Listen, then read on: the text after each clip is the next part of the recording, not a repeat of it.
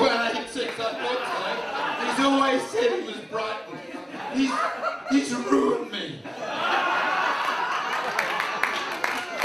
I want a real Brighton man.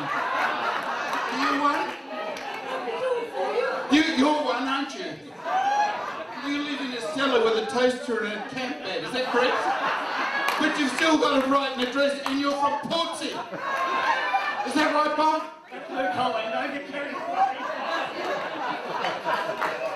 The Irish Committee met and considered who should be awarded appropriate prizes for what they'd done, and the committee actually thought about two people. There was Peter Walker Homer Dakin and Billy Warningall Shipping Hall, and they were actually nominated as the odd couple of the tour.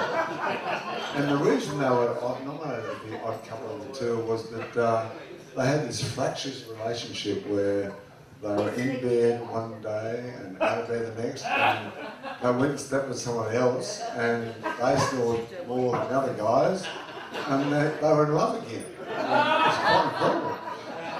And we considered actually giving them an award, but we thought, well, they had each other, so why don't they get a bloody award? Just ridiculous. So they got no award. But there's a few guys who on the Irish tour who did an amazing job, and Nick Rogers, I'd like you to come up, and the committee has chosen to actually make it with you, mate, because you did an amazing job. My understanding is that you played interchange with Doug's organisation skills. You organised a whole of games of golf and you, restaurants, etc. And the boys thought that you did a top job. So, mate, here we are.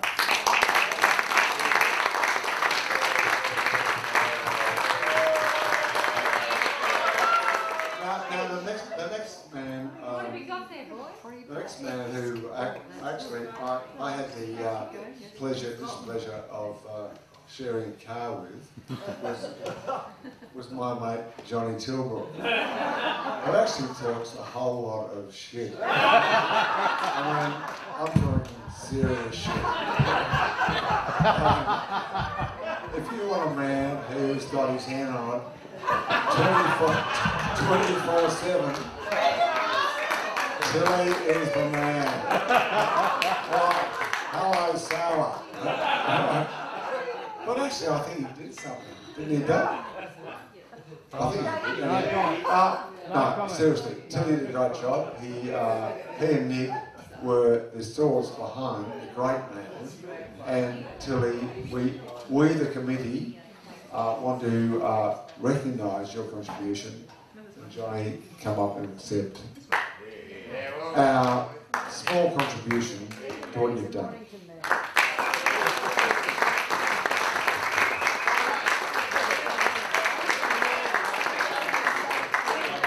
Bad luck, Tilly, I'll take the book myself.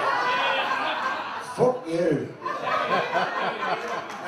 I'd like to ask Doug Derham. Yeah, Doug. Doug, you can come up and present to Tilly for the winning score as actually the champion of Ireland. Dougie Derham.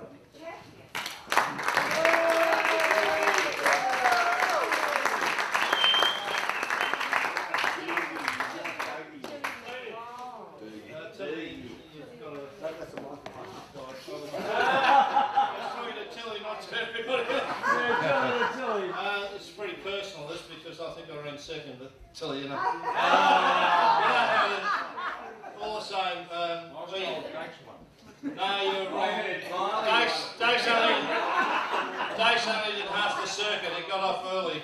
I mean, you had to do the 2.5 weeks, and you did all that. And every course we went to, you were the last to bed, and probably the first up, and got the best score on average every day. So this is a thing of all the markers of the golf clubs we went to, and I won't name them all. We started at Royal Port Rush, and finished at Tralee, and there's every marker that we played on every course here, and Tilly, well deserved, and particularly to say to Tilly and to Nick for their help in organising this whole journey that we did.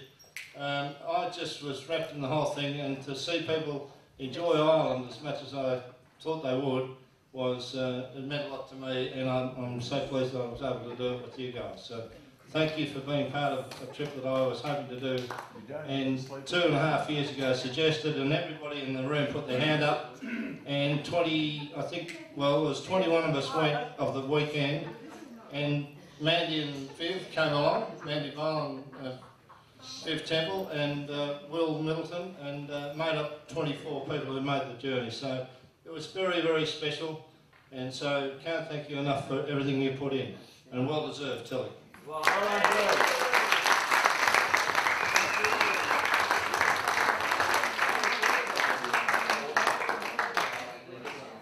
Well, thanks, Doug. I'll treasure this, and as Doug said, as the markers of each of the courses we played. We played 14 courses in 17 days, and we made them all. The golf courses were better than we ever thought, and just kept us going. So it's a fantastic trophy. It'll take pride and place in my home. I don't call this an immortal award because G and I aren't ready for that. I've just got to get over in 2 weeks a wedding. Young Shelley and Rod are getting married, so maybe, and when we meet in February, or I think it's March next year, is it February? Or whenever Royal Melbourne can't get their club championship together, we'll play. That's all right. I've seen grass before. It's all right. But we had a lovely time, and I was lucky. Varley kept telling me he was going to beat me, and he was winning all the time. I think Brian had a win on the journey.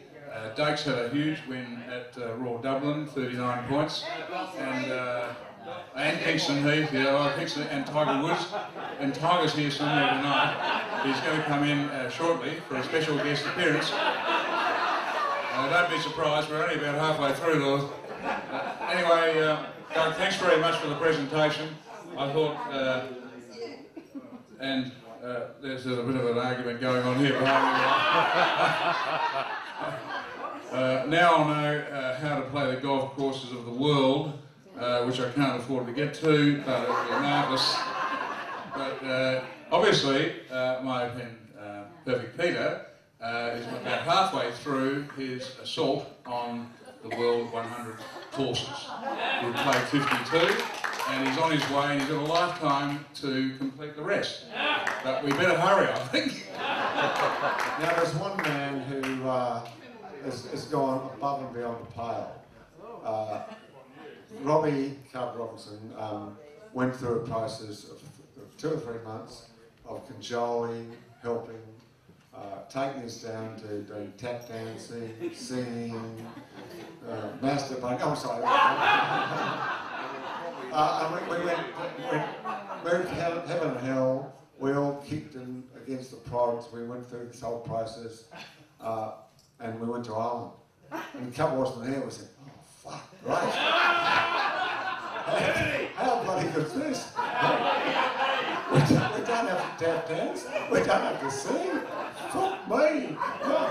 We're an orange and pissed. Wait, bugger! This is amazing." And then he turned up. Bloody Cub song, and shit, we've got to do something.